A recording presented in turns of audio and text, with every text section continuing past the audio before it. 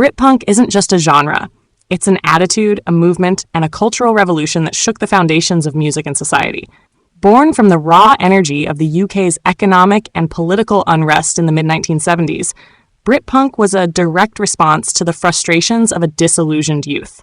It was loud, aggressive, and unapologetic, serving as both a musical and social uprising. With fast tempos, short songs, and lyrics that spit in the face of authority, Britpunk became the voice of a generation that refused to be ignored. Punk rock had already been stirring in the underground scenes of New York with bands like the Ramones, but Britain took the movement and cranked it up to 11. The British working class found an outlet in punk's raw simplicity, using it as a weapon against a stagnant system. At the forefront of Britpunk were bands that refused to conform, crafting music that was as aggressive as it was revolutionary.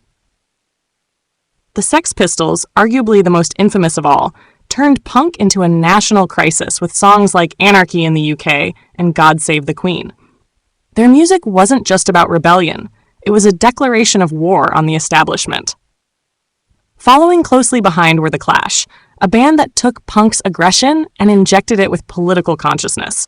With songs like London Calling and White Riot, The Clash proved that punk could be more than just anarchy. It could be a powerful force for change. Unlike the Sex Pistols' pure chaos, The Clash had a sense of purpose, blending elements of reggae and rockabilly into their sound, while still maintaining punk's raw energy.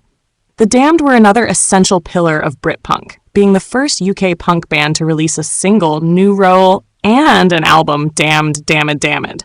Their theatrical stage presence and fast-paced, rebellious sound helped shape the genre, making punk not just a movement, but a spectacle. Meanwhile, Sham 69 embraced a more working-class, street-level punk approach, with anthems like If the Kids Are United that emphasized unity and defiance against oppression.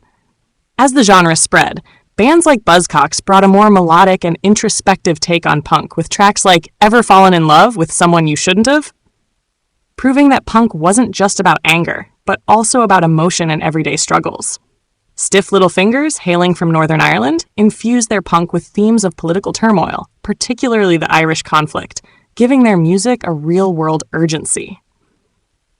Beyond the mainstream names, Britpunk thrived in the underground. Crass took things even further, pioneering anarcho-punk with a DIY ethos that rejected commercialism entirely. They didn't just sing about revolution, they lived it, inspiring countless bands to take control of their music independently. Discharge took punk to the extreme, accelerating it into the hardcore punk and D-beat sound that would influence metal and thrash in the years to come. The legacy of Britpunk didn't fade after the late 70s. It evolved into post-punk, hardcore, and eventually helped shape alternative rock. Bands like The Exploited carried the aggressive torch into the 80s with a heavier and more politically charged approach. Meanwhile, punk's influence could be seen in later Britpop and indie movements, with bands like Oasis and Blur acknowledging the raw spirit of punk in their music, even if the sound had changed. Today, Britpunk's fingerprints are everywhere.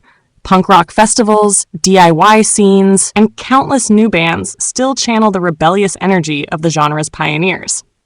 Whether it's through modern punk revival bands or underground scenes that keep the DIY ethos alive, the essence of Britpunk refuses to be silenced. It remains a battle cry against conformity, a soundtrack to resistance, and proof that music, at its most raw and unfiltered, can change the world.